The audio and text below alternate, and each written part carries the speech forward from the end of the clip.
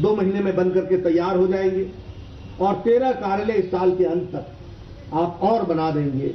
आप इसमें कीर्तिमान स्थापित करेंगे। आपको मैं साधुवाद देता हूं, आपको मैं बधाई देता हूं। मित्रों, ये कार्यालय सिर्फ कार्यालय ढांचा नहीं है। इस कार्यालय में मॉडर्न फैसिलिटीज के साथ सुसज्जित ये कार्यालय है, लैस है। इन सभी कार्यालयों में वीडियो कॉन्फ्रेंसिंग और ऑडियो कॉन्फ्रेंसिंग की सुविधा होगी। इन सभी कार्यालयों में ई लाइब्रेरी की सुविधा होगी ताकि हमारा कार्यकर्ता कुछ भी जानना चाहे वह डिजिटल लाइब्रेरी के माध्यम से वो निकाल सकता है, पढ़ सकता है, जानकारी हासिल कर सकता है। इसमें conference room, meeting room, reception, ये सारी की व्यवस्था एक मॉडर्नाइज तरीके से बनाई गई है और ऐसे कार्यालयों का श्री गणेश आज हुआ है। मैं बिहार के कार्यकर्ताओं को बधाई देता हूं। आप इस कार्यालय का सदुपयोग कीजिए और भारतीय जनता पार्टी को आगे ले जाने में अपना योगदान कीजिए, ऐसा मैं आप सबसे निवेदन करना चाहता हूं। मित्रों, हमारी पार्टी विचार पर खड़ी पार्टी, संगठन के आधार पर खड़ी पार्टी और बहुत मजबूत वैचारिक पृष्ठभूमि पर खड़ी पार्टी। मैंने पटना में जब आया था तो पिछली बार भी इस बात को बोला था, जो भी पार्टी में कार्यकर्ता है वो अपने आप को सौभाग्यशाली माने। आज लगभग 2500 राजनीतिक दल हैं देश में। 59 ऐसे प्रदेश हैं, 59 ऐसे दल हैं जिनको इलेक्शन कमीशन की मान्यता प्रदेश स्तर पर मिली है और ऐसे 7 नेशनल रिकॉग्नाइज्ड पार्टीज हैं। लेकिन सभी पार्टी वंश पर, परिवार पर, एक परिवार के रूप में पार्टी है।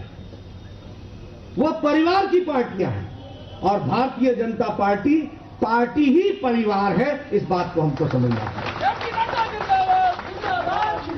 आप उनकी हालत देखिए क्या होती होगी, कंठ कैसा महसूस करता होगा जब एक ही वंश के नारे लगाने पड़ते होंगे।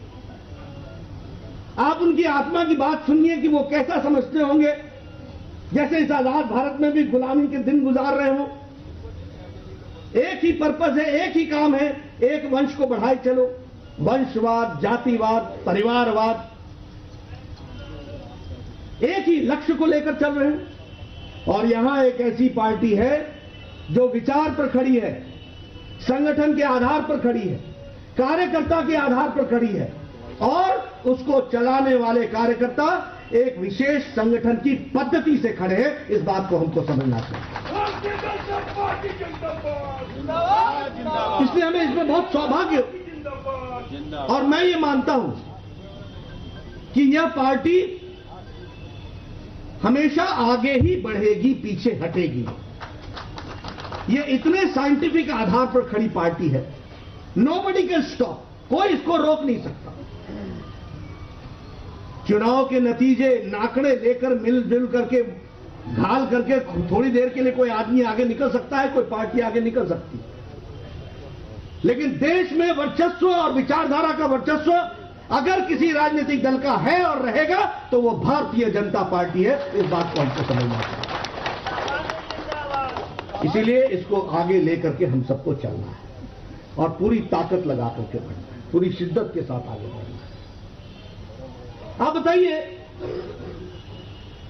कौन सा ऐसा राजनीतिक दल है आजादी के बाद जिसने कोई आइडियोलॉजिकल लड़ाई, वैचारिक पृष्ठभूमि पर लड़ाई लड़ते लड़ते सरकार में आकर के उसका कुछ काम करने का प्रयास किया? कोई राजनीतिक दल बताए। There is a difference between action and lip service. मुंह से बोलना और काम करने में अंतर है। कांग्रेस पार्टी के पास एक बार नहीं, जवाहरलाल नेहरू के पास 2 बार पूर्ण बहुमत आया, मिसेस गांधी के पास 2 बार पूर्ण बहुमत आया, राजीव गांधी के पास एक बार पूर्ण बहुमत आया। हिम्मत नहीं कर सके धारा 370। ये मोदी जी की सरकार है। आपने 303 एमपी जिता करके भेजे, मई महीने में आपने भेजा और अगस्त महीने में धारा 370 को धाराशाही कर दिया। इस बात को आपको यहां बैठे लोग कोई जवानी से बूढ़ा हो गया, कोई बचपन से नौजवान हो गया, एक ही नारा लगाता था, एक देश में दो निशान, दो विधान, दो संविधान, दो प्रधान नहीं चलेंगे। कभी सोचा नहीं था कि इसको हम बदल पाएंगे। लेकिन आपने राजनीतिक दृष्टि से विषय को रखा, आपने राजनीतिक दृष्टि से तय किया, मोदी जी को आशीर्वाद भरपूर दिया, और मोदी जी की इच्छा शक्ति और अमित शाह जी की रणनीति ने धारा 370 को समाप्त कर दिया। इस बात को आपको समझना चाहिए। और मित्रों, मैं आपकी जानकारी के लिए बताना चाहता हूं, क्योंकि ये बातें बहुत लोगों की जानकारी में नहीं रहती है। मैं जम्मू कश्मीर का लंबे समय तक प्रभारी भी रहा। आपको लगता होगा कि आप खुश हैं, आपको लगता होगा कि यह भावनात्मक विषय था, देश में जुड़ने का विषय था, एजेंडा इज कंप्लीट। लेकिन आपको मालूम नहीं है, और मैं मीडिया वालों से विशेष करके कहना चाहता हूं कि उनको जानकारियां हासिल करनी चाहिए। आपसे ज्यादा खुश जम्मू कश्मीर के लोग हैं, ये आपको समझना चाहिए। आपने नामग्याल का भाषण सुना होगा संसद में। बड़े भूभाग को रिप्रेजेंट करता है लद्दाख। आपने उसकी व्यथा सुनी होगी। उसने क्या कहा था? उसने कहा शासन करने में और राज करने में अंतर होता है। तुमने शासन नहीं किया, तुमने राज किया है। चंद परिवार, दो परिवार, और साथ में मिलीजुली कांग्रेस पार्टी, इसने सारा हलवा मांडा खाया, धारा 370 का फायदा उठाया, अपने हित साधा और जम्मू कश्मीर के लोगों को मुसीबत में डाले रखा। आपको जानकर के आश्चर्य होगा, सारा लद्दाख ट्राइबल है कि नहीं है? आदिवासी है कि नहीं है? ट्राइबल जिला है कि नहीं है? वहां पर ट्राइबल की पॉलिटिकल रिजर्वेशन नहीं है। ये गुर्जर और बकरवाल जो मुसलमान हैं, लोग सेकुलरिज्म की बात करते हैं, लोग हिंदू और मुस्लिम को बांटने की बात करते हैं। बकरवाल और गुर्जर वहां का मुसलमान है, वो देशभक्त है, भारत की फौज के साथ कंधे से कंधा मिलाकर के पुंछ रजौरी के बॉर्डर पर खड़ा होकर पाकिस्तान को मुंह तोड़ जवाब देता है। आज तक उसको राजनीतिक रिजर्वेशन नहीं था, पॉलिटिकल रिजर्वेशन नहीं था। यह करतूत आज 370 समाप्त हुई है। जाके पूछो गुर्जर और बकरवाल से, छाती ठोक के कहता है कि मोदी जी ने हमको आरक्षण दिया है, परिसीमन होगा, हम पहली बार विधानसभा में पहुंचेंगे, हम पहली बार विधानसभा में पहुंचेंगे, हम पहली बार लोकसभा में पहुंचेंगे। इसलिए आपसे ज्यादा खुश वहां की आवाज है। आपको मालूम है 106 कानून भारत के जम्मू कश्मीर पर नहीं लगते थे। और कौन से कानून नहीं लगते थे? POCSO, prevention of sexual harassment और अब्यूज, जिसमें मोदी जी ने कर दिया कि अगर माइनर के साथ कोई दुष्कर्म करेगा तो सजाए मौत होगी। इतना कड़ा कानून किया। ये जम्मू कश्मीर की धरती पर नहीं लगता था, बच्चों के साथ एक्सप्लॉयटेशन होता। कौन सा कानून? Harassment, domestic violence and harassment against women. यह कानून जम्मू कश्मीर की धरती पर नहीं लगता था। वहां की महिलाओं को ये उमर अब्दुल्ला, जो आप अंग्रेजी में ट्वीट करके 21वीं शताब्दी का नेता कहता है, ये और मुफ्ती मोहम्मद शहीद दोनों मिलकर के एक कानून ला रहे थे, जिस कानून के तहत सुप्रीम हाई कोर्ट के ऑर्डर को रिवर्स कर सके, ताकि महिलाएं अगर किसी नॉन कश्मीरी से शादी करती है तो वह संपत्ति से वंचित हो जाए।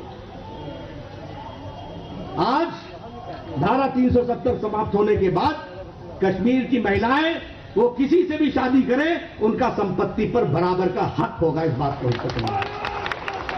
ये महिलाओं की बात करते हैं, ये दलित की बात करते हैं।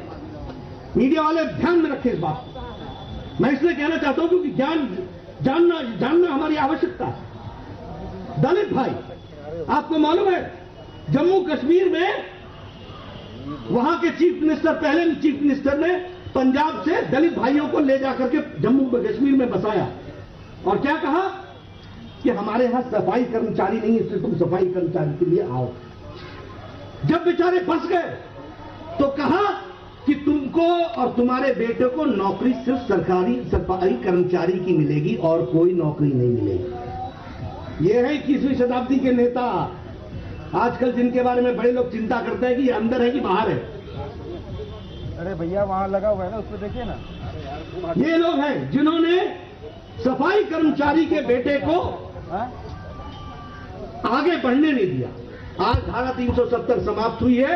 अब सरकार सफाई कर्मचारी का बेटा जज भी लगेगा, डॉक्टर भी बनेगा, इंजीनियर भी बनेगा, मुख्य धारा में शामिल। इसलिए मित्रों, अब बड़ी आपको अजूबे की बात बताओ, क्या था धारा 370? अरे वेस्ट पाकिस्तान से हमारे यहां लोग आकर के प्रधानमंत्री बन गए। इंद्र कुमार गुजराल प्रधानमंत्री बने, मनमोहन सिंह प्रधानमंत्री बने, हमारे अपने श्रद्धेय Advani ji deputy prime minister बने। ये सब वेस्ट पाकिस्तान से आए थे।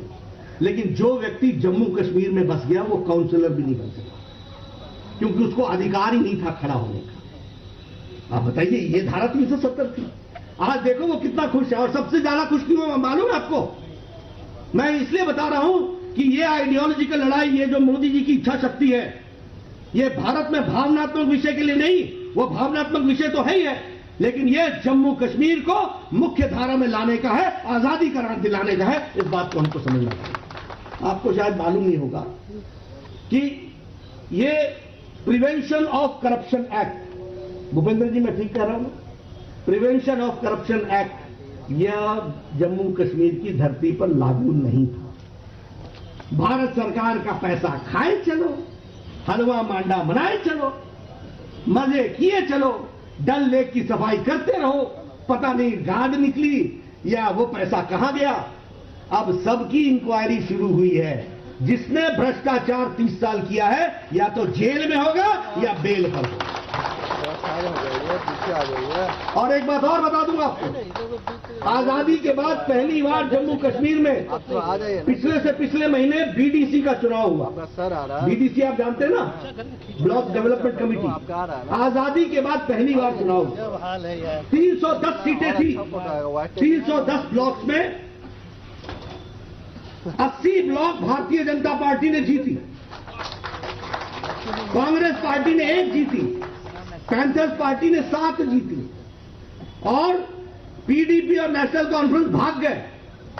बाकी इंडिपेंडेंट जीती और कोई भी सीट अनकंटेस्टेड नहीं गई। सोफिया में 85% वोट पड़े, पुलवामा में 86% वोट पड़े और सोफिया में भारतीय जनता पार्टी का कैंडिडेट जीता। ये आपको ध्यान में रखना। श्रीनगर में 100% कंटेस्ट हुआ। ये प्रजातंत्र की खुशी नहीं है तो और क्या है? और एक भी गोली नहीं चली, एक भी वायलेंस नहीं हुआ, शांति प्रिय चुनाव हुआ। यह है जम्मू कश्मीर की तस्वीर। और मैं चाहता हूं कि आप लोगों को बताइए कि किस तरीके से गलत प्रभाव डालने का प्रयास चल रहा था, किस तरीके से प्रयास चल रहा था कि जम्मू कश्मीर में पता नहीं क्या हो जाएगा। अब ये ट्रिपल तलाक का मामला आइडियोलॉजिकल विषय। ट्रिपल तलाक का मामला कोई मुस्लिम बहनों को के दृष्टि को लेकर के नहीं था। ये समाज को सबको मुख्य धारा में लाने का सवाल था और हमारा ये नैतिक कर्तव्य है और हमारी जिम्मेवारी है। आप बताइए, हमने सती प्रथा बंद की कि नहीं की? कुरीति थी कि नहीं थी? आप बताइए, हमने बाल विवाह बंद किया कि नहीं कानून से? आप बताइए, हमने दहेज प्रथा कानून से बंद किया कि नहीं किया? आप बताइए, हमने कानून से महिलाओं को संपत्ति में बराबर का अधिकार दिया कि नहीं दिया? अगर ये सब कुछ किया तो हमारी मुस्लिम बहनों पर ये लटकता हुआ ट्रिपल तलाक का तलवार ये हटाना था कि नहीं था? सुप्रीम कोर्ट ने कहा था कि नहीं कहा था? मोदी जी ने इच्छा शक्ति को कन्वर्ट करके दिया कि नहीं दिया? ये मुख्य धारा में लाने की विषय है। और मैं आपको मजे की बात बताऊं, पाकिस्तान इस्लामिक कंट्री है, ट्रिपल तलाक नहीं है। अफगानिस्तान मुस्लिम देश है, ट्रिपल तलाक कानूनन बंद है। बांग्लादेश मुस्लिम देश है, ट्रिपल तलाक कानूनन बंद है। सीरिया मुस्लिम देश है, ट्रिपल तलाक कानूनन बंद है। मलेशिया में बहुतायत मुस्लिम की है, ट्रिपल तलाक कानूनन बंद है। ये हमारे यहां ही धर्मनिरपेक्षता की इतना जिसको कहते हैं कि इसका इस्तेमाल करते हुए और हम इसका वोट बैंक की राजनीति में इस्तेमाल करें। हमने कांग्रेस पार्टी के नेताओं से पूछा दिक्कत क्या है, बोले दिक्कत आप नहीं समझोगे। मैंने कहा समझाओ भैया, व्हाट इज दी प्रॉब्लम। बोले नहीं आपके नहीं समझ में आए। मैंने कहा वोट बैंक। हंसते हंसते बोलता हाँ, इनके लिए देश पीछे है, वोट बैंक आगे है। हमारे लिए देश आगे है, वोट बैंक पीछे है। इस बात को हमको समझना ये हम। इसलिए मित्रों, चाहे वो बजट का मामला हो, चाहे वो इकोनॉमी का मामला हो, हर दृष्टि से भारतीय जनता पार्टी सजग होकर के और मोदी जी के नेतृत्व में एनडीए की सरकार सजग होकर के इन सारी चीजों को आगे बढ़ाने का काम कर रही है और एक मजबूत आधार पर मजबूत भारत बढ़ाने का काम कर रही है। आप बताइए, दुनिया में भारत की छवि आज भिन्न है कि नहीं? आप बताइए कि अमेरिका का राष्ट्रपति डोनाल्ड ट्रंप भारत को अलग दृष्टि से देखते हैं कि नहीं देखते? मोदी जी को अलग दृष्टि से देखते हैं कि नहीं देखते? ये कैसे हुआ? आज क्या कारण है कि अमेरिका के राष्ट्रपति से अच्छे संबंध? आज क्या कारण है कि इंग्लैंड में भी लोग महसूस करते हैं कि भारतीय मूल के लोगों के ही माध्यम से उनकी सरकार बनेगी? आज क्या कारण है कि सारे यूरोप में भारत का डंका बजता है?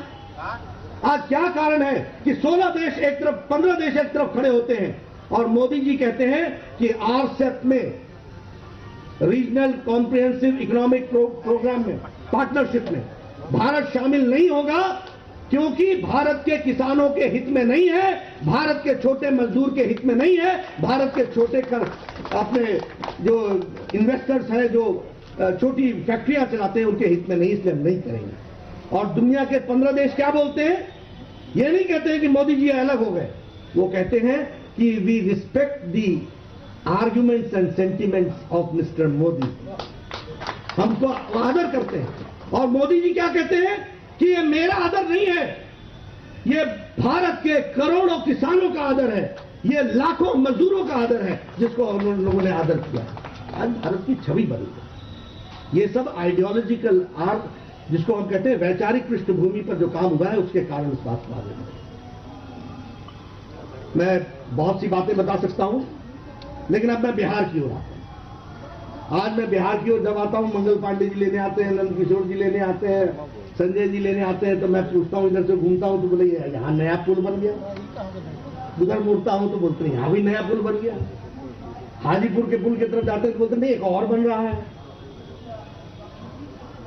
ये तस्वीर भारत की, बिहार की, आप लोग तो देखे होंगे, मैं उन्हीं में से हूं जिसको कभी मुजफ्फरपुर जाना पड़ता था तो 6.5 से 7 घंटे लगते थे। मैंने देखा है।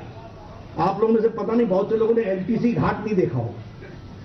हमने एलटीसी घाट भी देखा है, अपनी गाड़ी भी चढ़ाई है और उधर जाकर के उतरे भी हैं और वहां से जाकर के रक्सौल तक पहुंचे हैं। दिन पूरा लगा।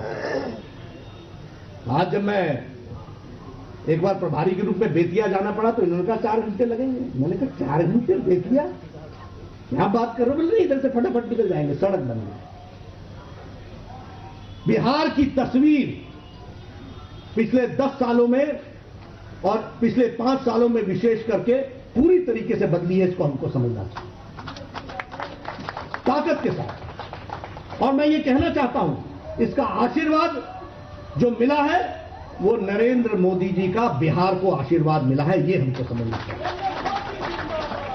कहीं बात करो 1400 करोड़ का ये प्रोजेक्ट, कहीं बात करो 2300 करोड़ का ये प्रोजेक्ट, कहीं बात करो 3300 करोड़ का ये प्रोजेक्ट। ये बरौनी की लाइन बन रही है, ये वहां पर नया ब्रिज बन रहा है, ये नया यहां पर नया मेट्रो का काम चल रहा है, ये नई स्टेज का काम चल रहा है। चला है कि नहीं चला है? आप बताते हैं कि नहीं बताते हैं कि इंफ्रास्ट्रक्चर में काम हुआ है? मोदी जी ने करोड़ों करोड़ों हजारों करोड़ रुपए लगाए हैं कि नहीं लगाए? और उसको धरती पर इस्तेमाल करने का काम नीतीश कुमार जी ने किया है, ये हमको ध्यान रखना है। इसलिए मित्रों, आने वाले समय में हमको पूरी शिद्दत के साथ आने वाले नवंबर के चुनाव में नीतीश जी के नेतृत्व में एनडीए की सरकार बने, उसके लिए हमें पूरी ताकत लगानी है। हम सबको मिल करके उसको आगे बढ़ाना है। ये बात मैं आपको कहने वाला हूं। एक बात हम ध्यान में रखें कि जीत हमारी है। लोग कई तरह की रणनीतियों की बात करेंगे, लोग हर एक तरीके से विषयों को विषयांतर करने की कोशिश करेंगे और विपक्ष का प्रयास हमेशा इस बात का रहता है कि किस तरीके से भारतीय जनता पार्टी के खिलाफ घात लगाया जाए।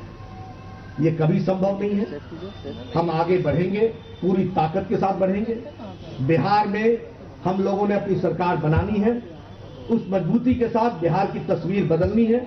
आज मैं आ रहा था, मैं देख रहा था, वो चाहे पुलिस हेडक्वार्टर्स की बात हो, चाहे डायनासोर म्यूजियम की बात हो, चाहे इधर की बात हो, चाहे कि फ्लाईओवर की बात हो, सारे इंफ्रास्ट्रक्चर का काम हमेशा एनडीए की सरकार में हुआ है। इस बात को हमको समझना चाहिए, हमेशा एनडीए की सरकार में। BJP is synonym of development. Bharatiya Janata party विकास की पर्यायवाची, इसका विकास का दूसरा नाम। सबको साथ लेकर के चलना, सारे समाज को साथ लेकर के चलना, सब में विश्वास पैदा करना, इस काम को हमको करना पड़ेगा। और मैं कार्यकर्ताओं से एक निवेदन करना चाहता हूं। मित्रों, राजनीति, मैं बचपन से इस बात को कहता था, इज नॉट ए हॉबी। राजनीति इज नॉट पार्ट टाइम। राजनीति is a serious work and it is a serious political work. ये बहुत ही शिद्दत के साथ कार्य करने वाली योजना है। और एक बात याद रखना कि राजनीति में एंट्री है, एग्जिट नहीं है। आने का रास्ता है, जाने का नहीं है। आदमी राजनीति से जाता तभी है जब वो उधर की ओर जाता है, उससे पहले नहीं जाता। इसलिए जब सारी जिंदगी रहना है तो जरा ढंग से खेलो, टिक के खेलो, टिक के काम करो और दूरदृष्टि लेकर के वैचारिक पृष्ठभूमि पर भारतीय जनता पार्टी को विजयश्री मिलती है तो भारत मजबूत होता है। इस बात को मन में गांठ बांध करके चलो, इस बात को लेकर के चलो। और मैं सब कार्यकर्ताओं से एक निवेदन करता हूं, कई बार हम काम करते करते चिंता करने लगते हैं, मेरा क्या होगा, मेरा क्या होगा। मैं सबको एक निवेदन करूंगा कि आप चिंता करो, पार्टी कहां जाएगी। पार्टी बढ़ेगी तो तुम भी बढ़ोगे, हम भी बढ़ेंगे, सब बढ़ेंगे, इस बात को समझना चाहिए। और पार्टी बढ़ेगी तो देश मजबूत होगा, इस बात को समझना चाहिए। इसलिए मैं आप सबसे निवेदन करने आया हूं, आपको बधाई देना चाहता हूं कार्यालय के लिए। आप कार्यालय का आज उद्घाटन हुआ है, इसका सदुपयोग कीजिए, मोस्ट मॉडर्न टेक्निक्स का फायदा उठाइए। वैचारिक पृष्ठभूमि पर भारतीय जनता पार्टी का एक एक कार्यकर्ता पार्टी को मजबूती प्रदान करे। और फिर मैं दोहराता हूं कि भारत को मजबूत करना है, यशस्वी बनाना है, मोदी जी को के नेतृत्व में देश को आगे बढ़ाना है तो भारतीय जनता पार्टी की जड़ों को और मजबूत करके आगे बढ़ना होगा। इसके लिए आप सब लोग पूरी ताकत लगाएंगे, ऐसा मेरा विश्वास है। मुझे आने का यहाँ सौभाग्य मिला, जो कुछ मेरे मन में कुछ बातें आई थी मैंने आपसे उसको आत्मसात किया है। इन्हीं शब्दों के साथ बहुत बहुत धन्यवाद। जय भारत, जय बिहार।